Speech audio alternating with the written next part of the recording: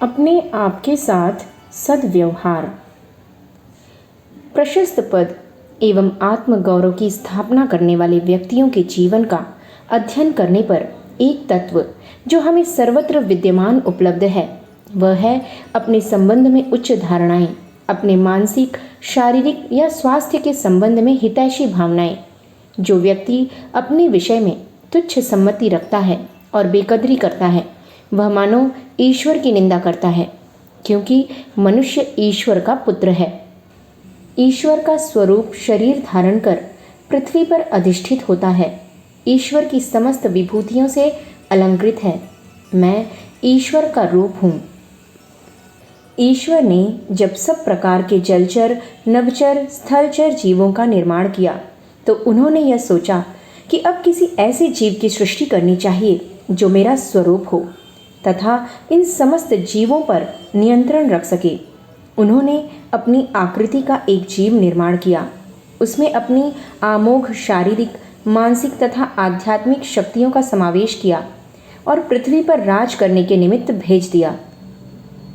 यह असंख्य शक्तियों का शक्तिपिंड, जीवों का महाराजाधिराज, सृष्टि का सिरमौर, शक्ति का अवतार, परमेश्वर का पुत्र मनुष्य ही था। ईश्वर ने मनुष्य को अपने रूप में बनाया है। उसमें अपनी समस्त शक्तियों का समावेश किया है। ईश्वर से उत्पत्ति होने के कारण मनुष्य का संकल्प भव्य है। उत्तमोत्तम मानसिक तथा आध्यात्मिक शक्तियों की मंजूषा उसके पास है। ईश्वरत्व का प्रतिनिधि स्वरूप होकर उसने संसार पर एक छत्र राज्य किया है। बड़े से बड़े हिंसक पशुओं, भयंकर विषैले जंतुओं पर भी मनुष्यों का राज्य है। जब आप ईश्वर के प्रतिनिधि हैं, सर्वोच्च विभूति के पुंज हैं, तो आपको क्या अधिकार है कि अपने को दीन, हीन या अभागा समझें। ईश्वर का अपमान आप नहीं कर सकते। ईश्वरत्व संसार की मृत क्रियात्मक शक्ति है।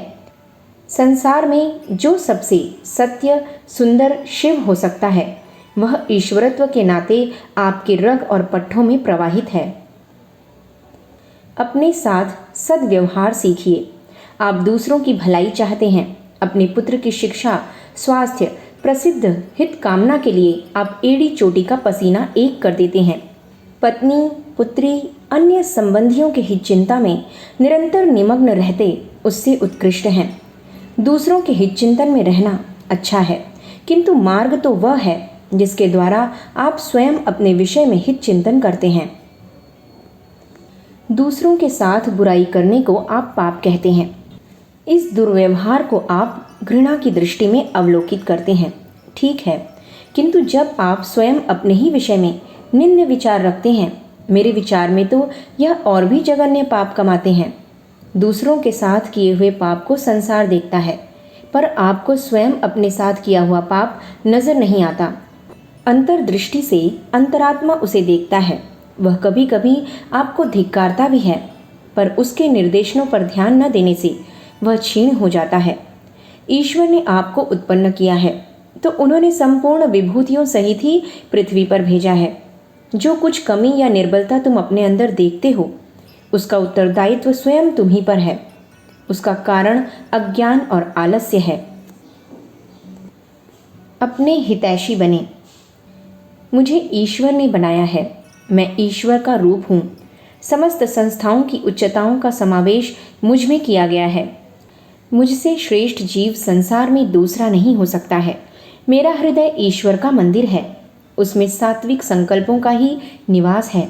मेरे पांव पवित्र स्थानों पर ही जाते हैं। मेरी जिह्वा पवित्र भाव ही उच्चारण करती है। मैं पवित्र विचारों को ही मन में स्थान देता हूँ। यदि तुम जीवन को वास्तव में उपयोगी बनाना चाहते हो तो अपने विषय में क्षीणता और कमजोरी की भावनाएं बहिष्कृत कर दो। अपने प्रति कर्तव्यों को समझकर उन्हें पूर्ण करने में संलग्न हो जाओ। वे क्या कर्तव्य हैं जिन्हें हम पूर्ण करते चलें? सर्वप्रथम अपने शरीर की देखभाल है। अन्य वस्तुओं की भांति शरीर भी घिसता है, टूटता है, बीमार होता है, खिदमत कराता है, टूट फूट के पश्चात दुरुस्ती चाहता है। जिस प्रकार आप किसी कीमती मशीन से बड़ी सतर्कता से काम लेते हैं, जरा खराब होते ही दुरुस्त कराने की भागदौड़ करते हैं, उसी प्रकार शरीर भी है। संसार में जितनी भी मशीन हैं उन सब से अधिक कीमत इस मानव शरीर की है। इसका दाम रुपए पैसों में आंका नहीं जा सकता। इसे कितना भी रुपया देकर खरीद नहीं सकते। फिर बेशकीमती मशीन के उपयोग में कितनी सावधानी की आवश्यकता है, इसे स्वयं सोच सकते हैं। शरीर वह साधन है जिसमें संसार बनता है। इसी के माध्यम से संसार का अस्तित्व है। जिस दिन आपकी यह मशीन टूटती है उसी दिन संसार का भी अंत हो जाता है, महाप्रलय हो जाती है। शरीर की देखभाल करना ही मानव का सर्वप्रथम पवित्र कर्तव्य है। मंदिर में परमेश्वर की पूजा करते हैं, उससे आवश्यक शरीर में आत्मा रूपी परमेश्वर का जो अंश है उसकी पूजा है। कुछ लोग शरीर की जो बेकदरी करते हैं उसे देखकर अत्यंत दुख होता है। न उचित खान पान करेंगे, न स्वस्थ स्थानों में रहेंगे, न पर्याप्त विश्राम ही करेंगे। रुपया उनके पास है। रुपया वे जीवन से अधिक मूल्यवान समझते हैं। जीवन के सामने रुपया अस्थिर अल्प मूल्य का है। संसार का सब रुपया देकर भी जीवन की कुछ भी घड़ियां वापस नहीं ली जा सकती। मुझे अपनी छोटी बहन की मृत्यु की वह घड़ी याद है।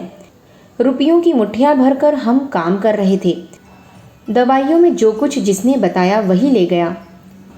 इंजेक्शन, गोलियां, परीक्षाएं, जो कुछ भी मनुष्य का प्रयत्न हो सकता है किया गया। 3-3 डॉक्टर समीप बैठे रहे। रुपयों से भरा बटुआ, गहनों की अलमारी का गुच्छा उसके पास रखा रहा। बचने की कोई आशा न थी। जीवन की घड़ियां निरंतर कम होती जा रही थीं। वह स्पष्ट स्वर में एक दृष्टि रुपए, बटुए, गुच्छे दूसरी मेरी ओर डालते हुए बोली, भाई साहब मुझे बचाइए। मैं एक दुर्बल मानव मनुष्य की अपूर्णता से अपने आप को बंधा हुआ पा रहा था। मैं क्या उत्तर देता? जीवन उड़ गया। रुपया यूं ही पड़ा रह गया। आवश्यकता इस बात की है कि जरा सी टूट फूट होते ही जीवन की रक्षा की जाए। इस ओर से तनिक भी लापरवाही न की जाए। अधिक दौड़ धूप की आवश्यकता नहीं है। जितनी आय शरीर की स्वास्थ्य स्थिर रखते हुए रह सके वही ठीक है। जीविका जीवन के लिए है। धन जीवन की कमर पर न चढ़ बैठे। जीवन में परिश्रम कीजिए, किंतु परिश्रम के पश्चात समुचित विश्राम की व्यवस्था अवश्य होनी चाहिए। शरीर के पश्चात अपनी मानसिक शक्ति को स्थिर रखने का सतत प्रयत्न होना चाहिए। बाह्य संघर्षों से आंतरिक स्थिति में उत्तरोत्तर हलचल, तूफान और विद्रोह नहीं चलना चाहिए। उच्च आध्यात्मिक शांति जिसमें समस्त मानव इच्छाओं का निलय हो, जहाँ इच्छा आवश्यकताओं का संघर्ष न हो, जीवन को आगे बढ़ाने वाला है। आप एक साधन हैं। साध्य जीवन का आनंद है। जितने अंशों में आप जीवन का आनंद ले सकते हैं उतने ही अंशों में जीवन को सार्थक बनाते हैं। आनंद जीवन का नवनीत है। यह आपको स्वयं ही प्राप्त करना है। जब तक आप अपने विषय में उच्च धारणाएं बनाकर संसार की कर्मस्थली में प्रविष्ट नहीं होते, तब तक आनंद प्राप्त नहीं हो सकता।